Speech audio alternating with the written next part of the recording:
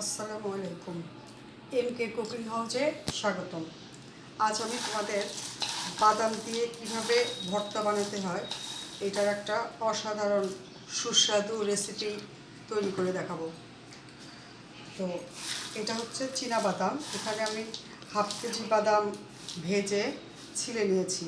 এই জিনিসটা আমি বানাতে লাগবে বাদাম, এটা পেঁয়াজের বেরেস্তা, 2-3টা শুকনো মরিচ ভাজা এবং লবণ আর তেল। এটা আমি দেখাচ্ছি কীভাবে বানাতে হবে।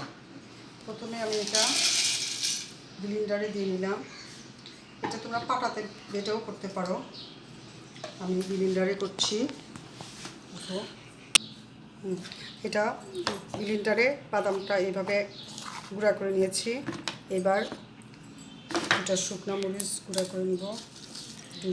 ব্লেন্ডারে আমি শুকনো মরিচ 4টা এবং 1 চামচ মরিচের লবণ দিয়েছি, দিয়ে ব্লেন্ড করে নিয়েছি।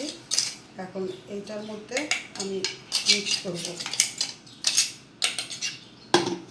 তারপরে দিব এখানে 4টা পেঁয়াজের বেরেস্তা আছে, এটা দিয়ে দিব। আর দিব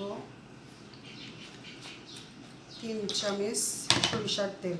এখানে সরিষার তেলটা একটু বেশি দিতে হবে, তাহলে জিনিসটা মাখানোর মতো হবে, ভালো লাগবে খেতে। এখন এটা আমি মিক্সড করব ভালোভাবে।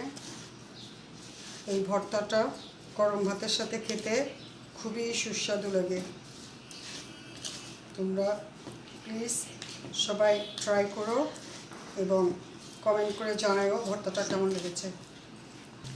এই যে দেখো বন্ধুরা, এই হয়ে গেল বাদামের ভর্তা। অসাধারণ সুস্বাদু টেস্টি খাবার একটা। তোমরা যদি এটা গরম ভাত দিয়ে খাও তাহলে বুঝবে এটার কি মজা।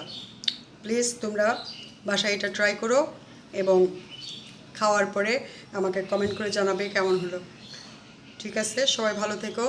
আর যদি আমার ভিডিওটা ভালো লাগে একটা লাইক দিও, শেয়ার করো আর সাবস্ক্রাইব করো। থ্যাংক ইউ, সবাই ভালো থেকো।